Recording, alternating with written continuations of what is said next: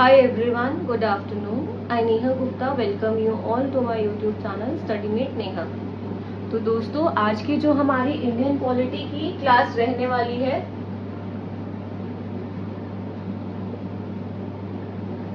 वो रहने वाली है क्लास 44 एंड जो हमारे पिछली क्लास थी दैट इज क्लास 43 उसमें हमने प्रेसिडेंट ऑफ इंडिया का टॉपिक शुरू करा था।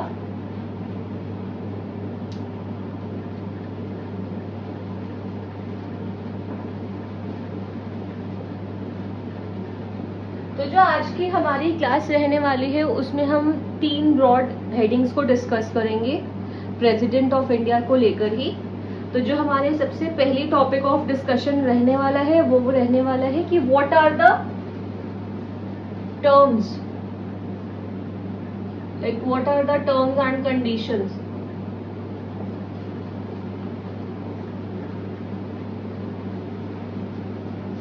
Of the service.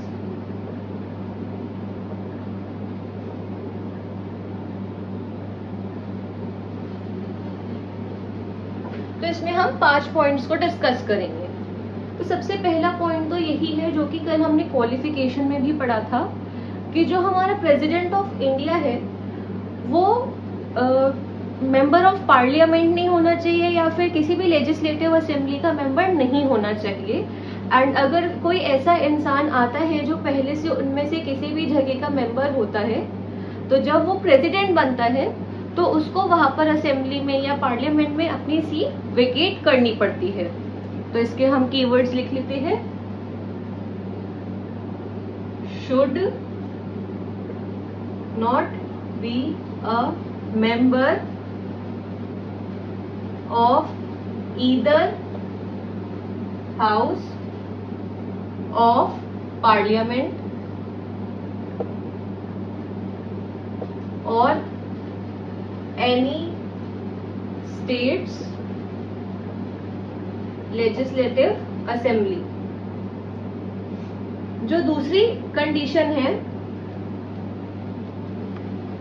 वो ये कहती है कि he should not hold any office of profit, not hold any other office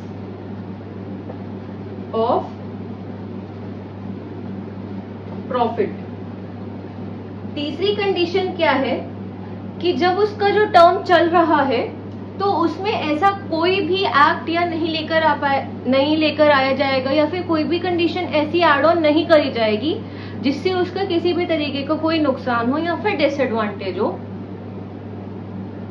no condition to be added जिससे किसी भी तरीके का डिसएडवांटेज हो उसे।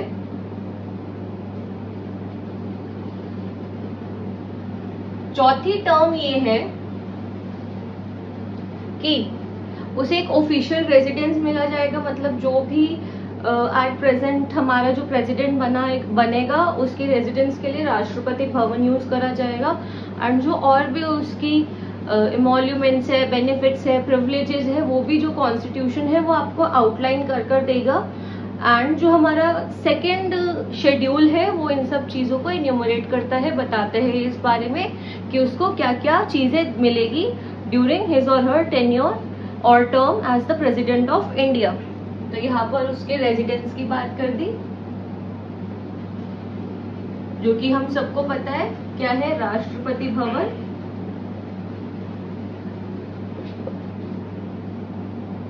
एंड इसमें एक और क्या बात करी है कि जो आपका सेकंड शेड्यूल है उसमें उसकी सैलरी, प्रिविलेजेस, इमोल्यूमेंट्स ये सब मेंशन करे गए हैं। एंड पांचवा क्या कंडीशन है, पांचवी कंडीशन ये है कि जब भी कोई इंसान प्रेसिडेंट की पोस्ट पर है तो उसके खिलाफ किसी भी तरीके की क्रिमिनल प्रोसीडिंग्स नहीं ली जाएगी, नहीं शुरू करी जाएगी। अगर उसने कोई अपना पर्सनल एक्ट भी ऐसा कर दिया है, बट जो आपकी सिविल प्रोसीडिंग्स है वो आप प्रोसीड उसके साथ आगे कर सकते हो, पर वो प्रोसीड करने से पहले भी आपको प्रेसिडेंट को 2 महीने का नोटिस देना पड़ेगा। तो इसमें है नो क्रिमिनल प्रोसीडिंग्स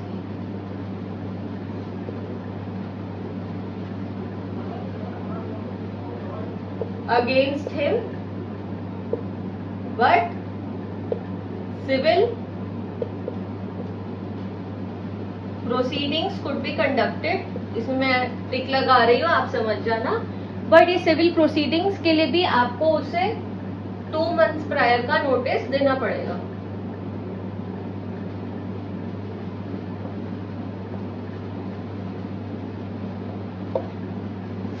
तो ये था हमारा टॉपिक आज का पहला कि what are the terms and conditions of the service of the president, जिसमें हमने ये 5 पॉइंट्स डिस्कस करे कि सबसे पहला वो किसी भी हाउस ऑफ पार्लियामेंट का मेंबर नहीं होना चाहिए या फिर किसी भी स्टेट के असेंबली का मेंबर नहीं होना चाहिए।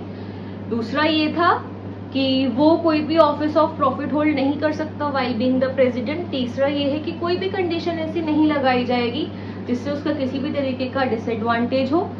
चौथी आपका ये था कि जब वो प्रेसिडेंट रहेगा तो उस दौरान वो राष्ट्रपति भवन में रहेगा एंड उसके जो भी पर्क्स है, अलाउंसेस है, मॉल्यूमेंट्स है, वो सभी आपके 2nd schedule of the constitution में मेंशन है। एंड 5th पॉइंट ये है कि किसी भी तरीके की क्रिमिनल प्रोसीडिंग्स उसके खिलाफ नहीं शुरू करी जा सकती, बट हाँ सिविल प्रोसीडिंग्स शुरू करी जा सकती है, बट वो शुरू करने से पहले भी आपको प्रेसिडेंट को 2 महीने पहले नोटिस देना पड़ेगा। ओके, अब जो दूसरा टॉपिक हम डिस्कस करने वाले हैं आज की क्लास का वो ये है oath and affirmation.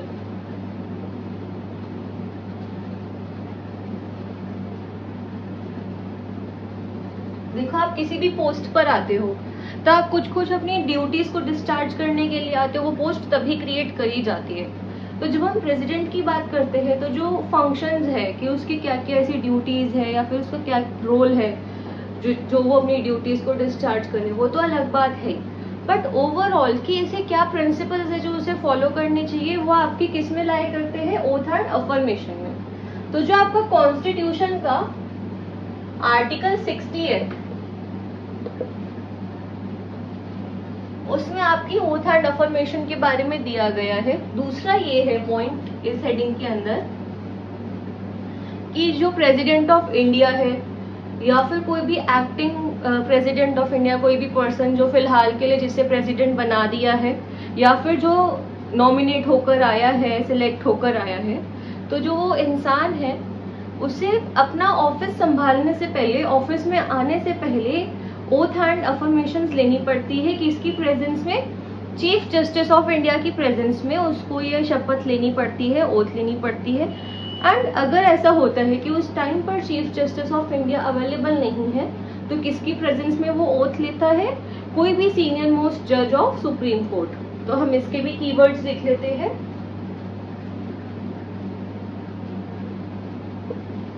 President before entering office, उसको पहले ओथ लेनी पड़ती है किसकी प्रेजेंस में? Presence of chief justice of India CJI, और अगर वो ना हो तो कौन? सीनियर मोस्ट जज ऑफ सुप्रीम कोर्ट। उसके बाद तीसरा इसमें क्या है कि ऐसे क्या क्या प्रिंसिपल्स है जो वो फॉलो करना चाहेगा। तो सबसे पहला तो ये है कि जो उसकी ड्यूटीज है, जो उसका ऑफिस है, वो ठीक से उसको मेंटेन करके चले, आगे वो पूरी निष्ठा के साथ उन सभी को निभाए अपनी ड्यूटीज को जो उसको दी गई है। दूसरा ये है कि that person should protect, preserve and वो आगे लेकर चले अपनी कॉन्स्टिट्यूशनल वैल्यूज को एंड लॉज को। एंड तीसरा ये है कि that person should always work so as to ensure the welfare of all. तो इस 3 प्रिंसिपल्स को भी हम लिख देते हैं। सबसे पहला क्या है, टू डिस्चार्ज ड्यूटीज ऑनेस्टली, दूसरा है to preserve and promote constitution and law, and तीसरा किस चीज के बारे में बात करता है, वेलफेयर ऑफ पीपल।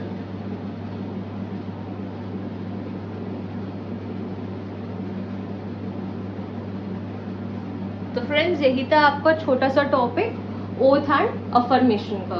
एंड जो आज की क्लास का हम लास्ट टॉपिक डिस्कस करने वाले हैं वो है टर्म ऑफ ऑफिस।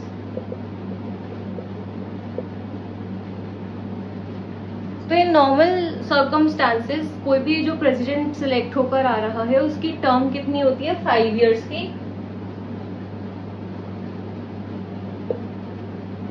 उसके बाद ये देखा जाता है कि वो तब तक ऑफिस में रहता है जब तक वो खुद से अपना रेजिग्नेशन ना दे दी वाइस प्रेसिडेंट को, या फिर इम्पीचमेंट मोशन के दौरान उसे प्रेसिडेंट की पोस्ट से हटा ना दिया जाए। हम ये देखते हैं कि ठीक है 5 साल तो सर्व कर लिया उसने, पर जैसे 5 साल जब खत्म हो गए तो ऐसे नहीं होता कि 5 साल खत्म होने के बाद ही सीधा उसको हटा दिया जाता है।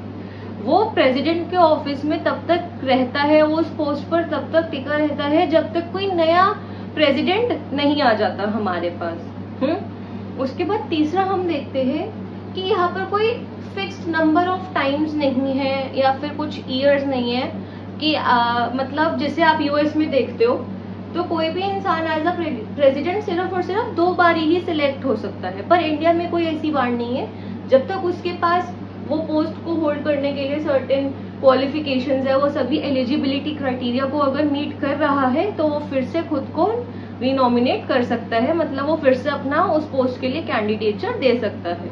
तो हम इसके भी कीवर्ड्स लिख लेते हैं। सबसे पहला तो ये है कि 5 साल के लिए होता है। उसके बाद ये है कि remains in office till new president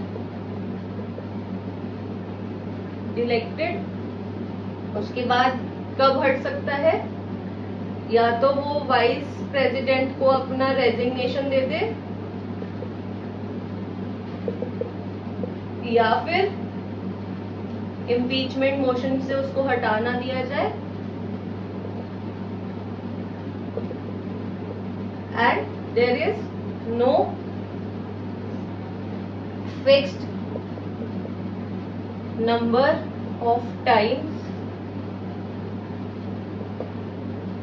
to be elected as president. तो दोस्तों यही थी आपकी क्लास, आज की क्लास 43, जिसमें हमने 3 टॉपिक्स को डिस्कस करा कि what are the conditions of service and what is the term of service and what the oath and affirmation जो एक प्रेसिडेंट लेता है। तो जो हमारी कल की क्लास रहेगी उसमें हम इम्पीचमेंट मोशन को डिस्कस करेंगे, एंड जो उसके आगे की क्लास रहेगी उसमें हम फाइनली फंक्शंस को डिस्कस करना शुरू कर देंगे जो कि एक प्रेसिडेंट के होते हैं। एंड आई होप कि आप सभी को ये वाली क्लासेस अच्छी लग रही हो, मेरा पढ़ाया हुआ समझ आ रहा हो। And if this is the case तो आप प्लीज वीडियो को लाइक और शेयर जरूर करें, एंड साथ ही साथ चैनल को भी सब्सक्राइब करें, इसे अपने फ्रेंड्स एंड फैमिली के साथ शेयर करें। अगर आपके पास किसी भी तरीके की कोई क्वेरी है या सजेशन है तो वो भी आप प्लीज कमेंट सेक्शन के द्वारा कम्युनिकेट करें। Thank you so much.